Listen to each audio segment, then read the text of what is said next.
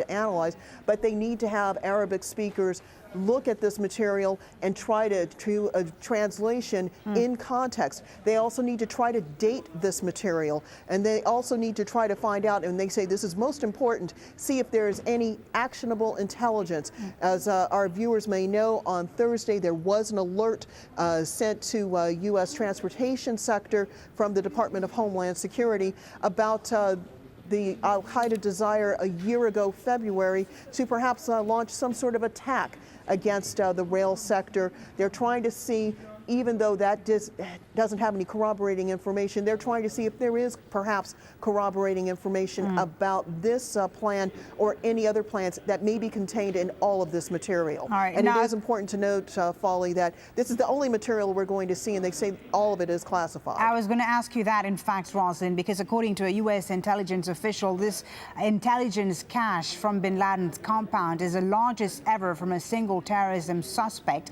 Why are they choosing to show these particular home videos? Well, what they're trying to do, Folly, is to establish that Osama bin Laden in May 2011 was still a very clear and present threat to the national security interest of the United States and of its allies. That can't be any plainer than that. They say he was a target. He had the U.S. in his sights, and they felt that he needed to be removed from the scene. All right, Roslyn, stand by. Let's bring in Wayne Madsen, an investigative journalist who joins us live from Washington, D.C. as, again, we watch these new pictures of al-Qaeda's leader Osama bin Laden, just released by the Pentagon for the first time, in fact, since bin Laden was killed in an operation in Pakistan. Roslyn Jordan telling us earlier that there are 5 clips in total, and I believe we're watching the first one here of an unaired but complete message of Osama bin Laden. Wayne, what do you make of what we're seeing right now? Well, I think the fact is that the Pentagon won't release the audio portion. It seems like the Pentagon is digging itself into a bigger hole along with the White House. We're constantly told one thing, and then we get these recantations.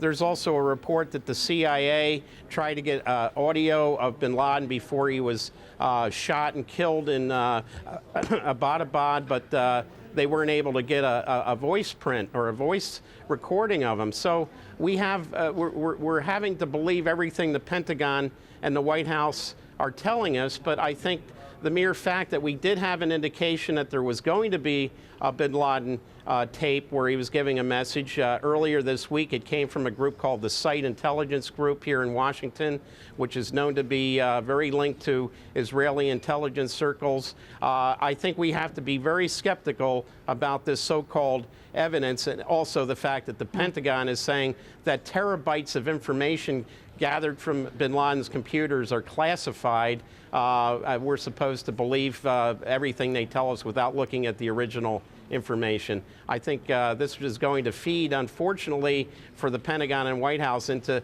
the circles that are already questioning the official story that we were told. All right.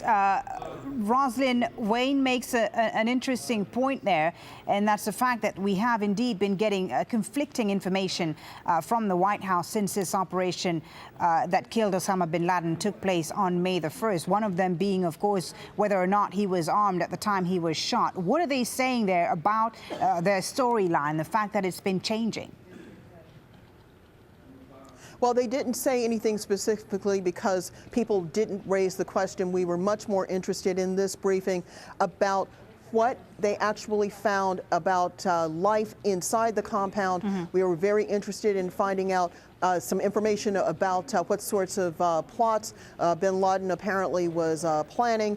We were very interested in finding out whether or not there was, how much damage there has been done to the greater al-Qaeda network, and perhaps most interestingly, who would be replacing bin Laden.